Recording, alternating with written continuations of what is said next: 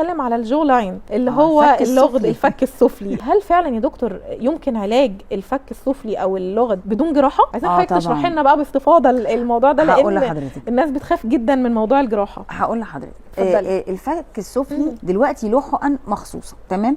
اللي هي الفيلر الخيطي.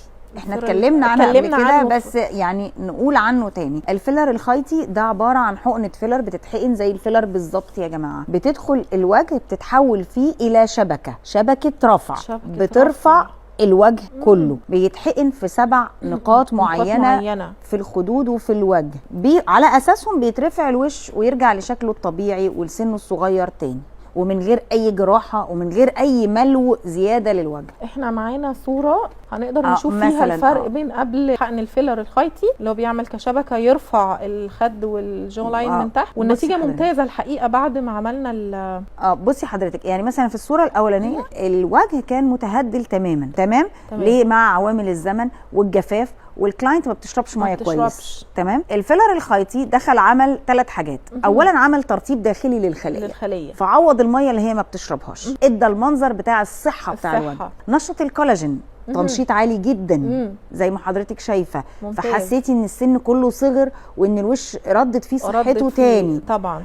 ثالثا رفع الوجه، شده. تمام. الصوره دي خدي بالك في ناس ما بتصدقهاش، بس الصوره دي حقيقيه ودي كلاينت موجوده عندنا، ويعني عايزه اقول لك ان بقيه الوجه موجود عندنا في العياده. بس الفكره ان احنا بنعرض بس جزء يعني من الوجه، ما ينفعش نعرضه كله. وفي حاجه كمان عايزه اقولها لحضرتك. اتفضلي. الجراحه للناس اللي محتاجين الجراحه تمام هي الحل الوحيد ليهم، اما الحاله لو مش محتاجه جراحه فانا انصحها دايما بالحقن، لانه الحقن هو الحاجه الوحيده اللي تديكي الشكل او النتيجه الطبيعيه جدا دي في رفعه الوجه، وتخليكي تحسي انه مليان بشكل مظبوط وطبيعي ومتساوي. ابدا الجراحه او الخياطه او كده مش دايما تخلي جانبين الوجه زي بعض غير خلقه ربنا. يعني خلقه ربنا للوجه دايما الوش مرفوع وعلى طبيعته، يبقى احسن حاجه انه يتحقن. طول ما الوش عنده قابليه انه يتحسن وانه يترفع بالحقن، انا افضل الحقن عن الاتجاه طيب لقد ايه بيستمر يا دكتور الحقن ده؟ يعني بعد الاجراء اللي السيده تعمله المتوسط ان هو يقعد قد ايه بنفس النتيجه؟ هقول لحضرتك برضه هنرجع ونقول شويه حسب نوع الحقنه، بتتحكم شويه في الجزئيه دي. لو الحقنه دي من النوع العلاجي هتلاقي المفعول موجود حتى بعد ما الحقنه تروح. مش كل المفعول، بس هيكون جزء كبير منه موجود.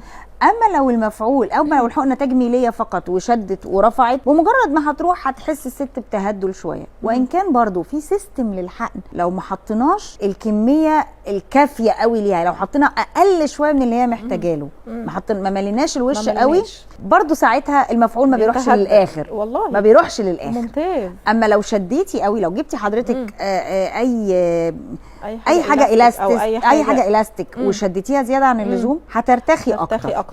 صح. اما لو شدتيها شده بسيطه عمرها اديناها مجال ان هي تقدر تتحرك بالظبط، عمرها ما هتنتهي، عمرها ما هتنكمش للنهايه اصلا تاني. ممتاز. ونوعيه الفيلر ده يا دكتور برضو زي اللي تحت العين بيقدر ينشط الكولاجين في المنطقه دي، طبعا ويقدر يدي بشكل قوي شكل جدا، نضاره وشكل شبابي للمنطقه دي. ممتاز. وتركيز الهيالورونيك فيه بيبقى اعلى بكتير من حقنه تحت العين. حلو. بس حقنه تحت العين بيبقى انسيابيتها اكتر وما بتبقاش فيها خيوط، بالعكس ممتاز. بتبقى حقنه ناعمه جدا.